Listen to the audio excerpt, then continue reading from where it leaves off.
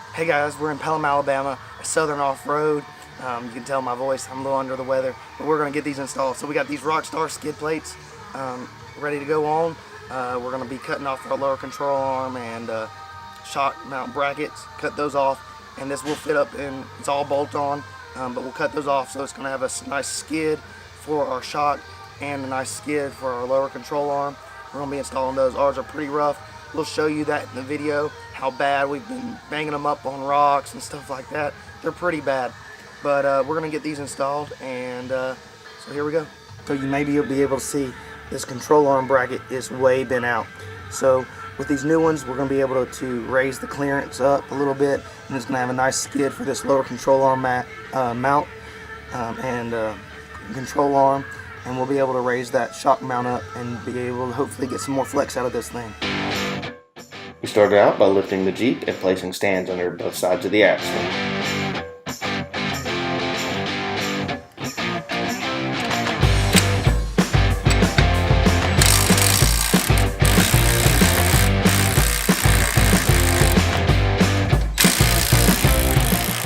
Next, we removed the shocks with a 19mm and our rear sway bar links. The size will depend on your link whether they are factory or aftermarket.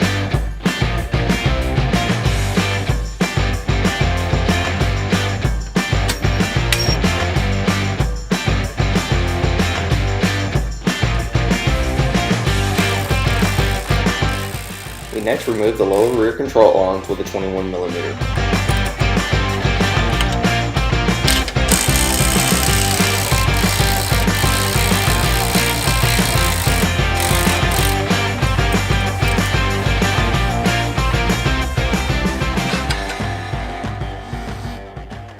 Well guys, we got these rock crawler wedges that we got to fix some of the bow that is in our springs. While we got the rear axle down, we're going to go ahead and put these in.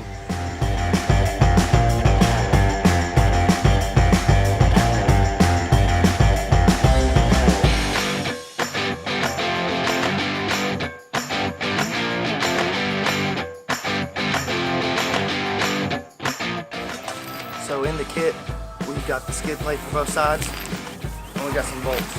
So it has a list of all you're going to need. So here we go.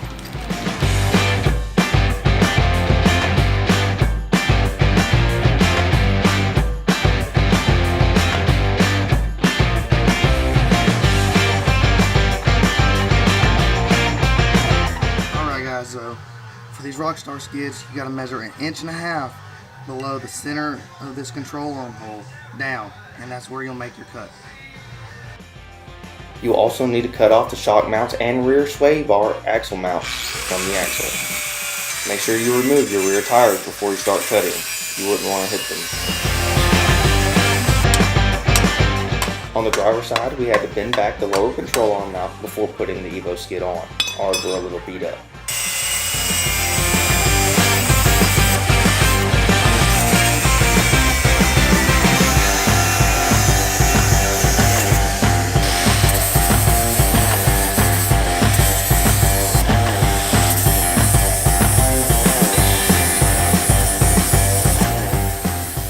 We cut both sides and cleaned them up with a right angle grinder.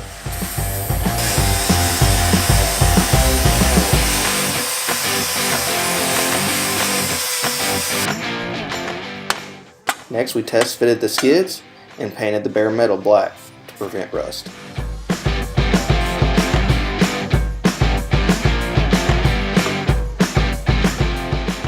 Place the lower control arm in first and then place the skid into position. Next, place the factory rear control arm bolt back into location and snug up.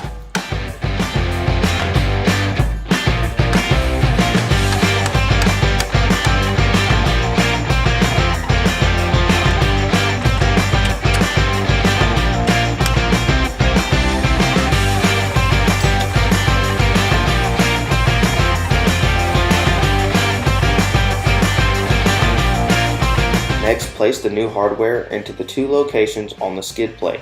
You will tighten these up with a 14mm. You will need an open end wrench for the back side.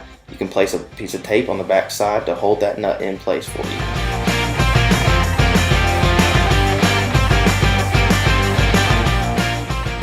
Place both shocks into location with new hardware and tighten to 90 foot-pounds of torque using a 19mm.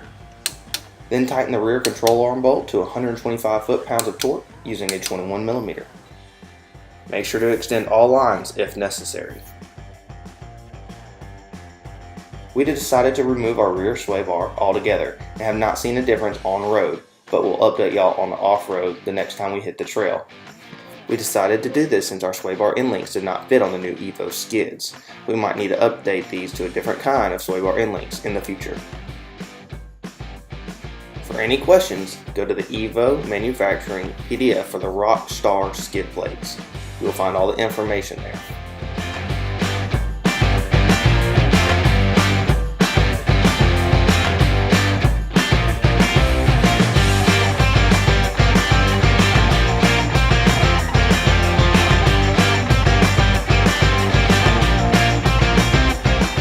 This is a picture of the shock at full flex before we installed the Evo skids.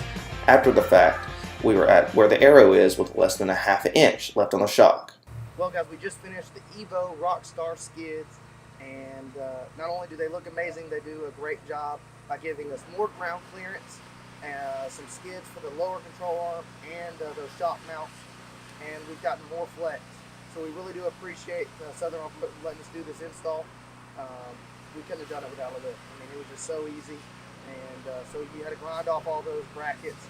But at the end of the day, it gave us more ground clearance and more flex. So we went from roughly 1.5 inches or so left on our shock shaft.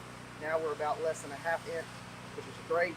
And then we went from 35 inches of flex from the ground to the bottom of the tire to now 37 inches. So we've gained 2 whole inches with this install. Super easy install with the lift.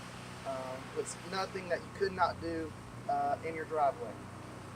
But they look great, and it was just an awesome install. So please go check us out on Facebook and Instagram. Hit that subscribe button below, and go see if you want to do this install for yourself and get that ground clearance that we were wanting. So we appreciate you joining in today, and thank you all.